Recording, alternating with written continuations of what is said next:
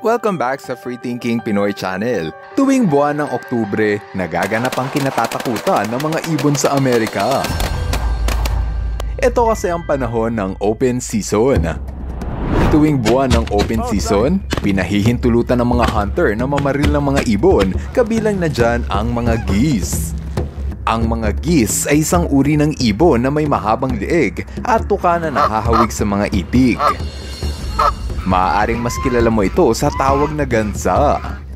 Nakakaawa ang sitwasyon ng mga gansa dahil walang habas ang pamamaril sa kanila.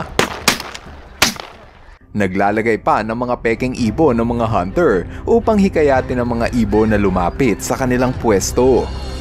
Kapag nagsidatingan na ang mga ibon, sa kanila ito raratratin.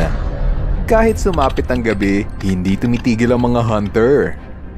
Pati ang mga aso, naging katuwang na ng mga hunter sa pangangalap ng patay na ibon.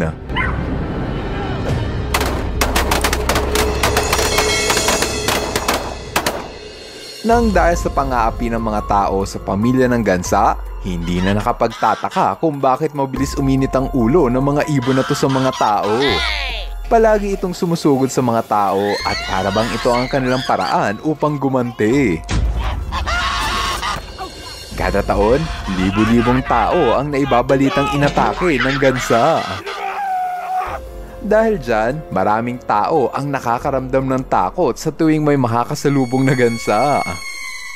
Gaya ng sundalo na ito na nasampulan ng geese. Kahit sipain pa niya ito, mukhang hindi siya aatrasan ng ibon.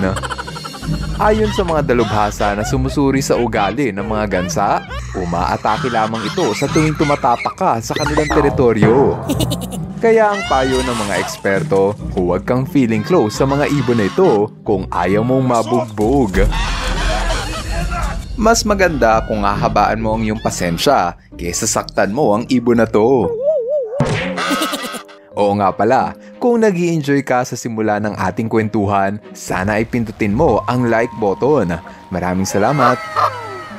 Kahit maraming tao ang umiiwas sa gansa, mas marami ang mga tao na sarap sa pagkain ng kanilang karne. Para sa iba, ang karne ng gansa ay mas masarap pa sa karne ng manok at mas malasa pa sa karne ng baboy. Mas mababa ang kolesterol nito kumpara sa karne ng manok at mas mataas ang protina nito kaysa sa karne ng baka. Pero mukhang hindi kontento ang mga tao sa pagkain ng gansa dahil pati ang atay ng gansa ay pinag-eksperimentohan ng ilang farmers. Ito ang foie gras at ito ang isa sa pinakamahal na klase ng pagkain na matitikman mo. Ang foie gras ay ang kinulektang atay ng itik, ngunit pinakamasarap daw ito kung ang atay ay nanggaling sa gansa. Marami ang nagpapatunay sa sarap ng atay ng gansa, kaya naibebenta ito sa napakamahal na presyo. Alam mo ba na ang 1 kilo ng foie gras ay nagkakahalaga ng 10,000 piso? Ginagawa ang foie gras sa paraan ng sapilitang pagpapakain ng marami sa mga gansa. Ipinapasok ang tubo sa bunganga ng kawawang ibon para mapilitan itong kumain ng marami. Ang tawag rito ay force feeding o ang pwersahang pagpapakain sa mga gansa. Dahil sa proseso na ito, tumataba ang kanilang atay ng hanggang 10 beses. Kapag malaki na ang atay ng mga alagang gansa, saka ito kukolektahin upang ibenta. Maraming animal rights activist ang tumututol sa proseso ng foie gras dahil naniniwala sila na hindi ito makatao. Sa pilitan kasing ipinapasok ang napakaraming pagkain sa bituka ng gansa, kaya ang iba halos hindi na makalakad sa sobrang katabaan. Upang tugunan ang hindi makataong trato sa mga hayop, maraming bansa ang isa-isang nagpasa ng batas upang ipagbawal ang pagbebenta sa atay ng gansa o yung foie gras. Dito sa Pilipinas, hindi pinagbabawal ang pagbebenta ng foie gras. Kung tutusin, maraming Pinoy farmers ang naiingganyong mag-alaga ng gansa dahil madali itong alagaan. Bigyan mo lang sila ng pwesto at sapat na makakain, pwede na itong mabuhay. Ayon sa Department of Agriculture, ang probinsya ng Bulacan ang may pinakamaraming nag-aalaga ng gansa sa buong Pilipinas. Ang 1 kilo ng karne nito ay naibebenta ng 400 piso. Kung gusto mong mag-alaga ng gansa, baka matipuhan mo ang breed ng Sebastopol Geese. Mabilis mo itong makikilala dahil sa kanilang puting balahibo na medyo nangungulot sa ganda. Yun nga lang, hindi ka nito basta-bastang makakabili dahil ang halaga ng bawat pares nito ay nagkakahalaga ng 23,000 pesos. Kung hindi mo trip ang lahi ng Sebastopol, baka magustuhan mo ang breed ng Lionhead Geese. Ito marahil ang pinakakakaibang breed ng gansa dahil sa mukha nito na maraming balat. Ang isang Lionhead Geese ay kayang tumimbang ng 10 kilo, kaya naman isa ito sa pinakamalaking uri ng gansa. Kung tutuusin, may mga tao na mas gustong maging pet o alaga ang mga gansa kesa gawing pagkain. Ayon sa iba na nakapag-alaga na ng gansa, mas malambing pa raw ito kaysa sa mga tao. Gaya na lang ng istorya ni Dominic Erler at ang alaga niyang gansa na si Mario. Sumikat si Dominic noong year 2011 dahil palagi itong namamataan ng mga tao na naglalakad kasama ang ibon. Ayon kay Dominic, una niyang nakita ang gansa na si Mario sa Echo Park, Los Angeles na palagi nangihingi sa kanya ng pagkain. Dahil sa palagi niya itong binibigyan ng pagkain, nasanay nang sumama sa kanya ang gansa. Hindi rin nagtagal, naging permanente na ang pagsama nito sa kanya kahit saan pa siya pumunta. Kahit sa pagmumotor, walang balak magpaiwan si Mario.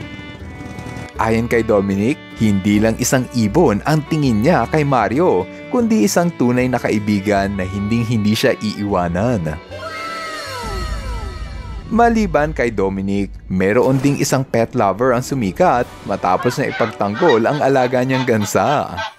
Ang sospek sa krimen, isang agila na balak tumangay sa gansa.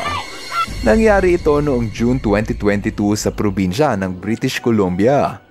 Ang babae sa video ay si Kate Oakley at siya ang nakunang rumescue sa gansa. Kinaaliwan ng mga netizens si Kate Oakley dahil lumabas siya ng bahay para bugawin ang agila habang nagpapadede pa ito sa kanyang 4 na buwan na sanggol. Kita pa nga sa video na walang suot pang itaas si Kate habang nagpapa-breastfeeding sa kanyang anak. I saw the massive eagle just swooping down right on her welcome mat, trying to grab her. Kung ikaw ang tatanungin, gusto mo rin bang mag-alaga ng mga gansa? O mas nangingibabaw ang takot mo sa higanting ibon? Katulad mo ba ako na minsan na ring inatake ng gansa? I-comment mo na sa ibaba ng video nang malaman namin. Ngayon, andito na tayo sa ating shoutout portion. Hello kay Jonas Beralio. Hello rin kay Jonex Carl Suriao. What's up kay Neil Anthony Tan Platero. Shoutout kay Prince Josh Di Mariano. Joy Taparan at Chami Monterde, Nea, Terdi at Sinil, Nigel Sebastian, at kay Kislev Jesrel Asikam, Jovan Matthew at advance happy birthday kay Marco Joseph.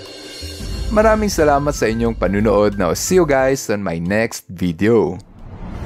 FTP viewers, thank you so much sa panunood mo na aking video.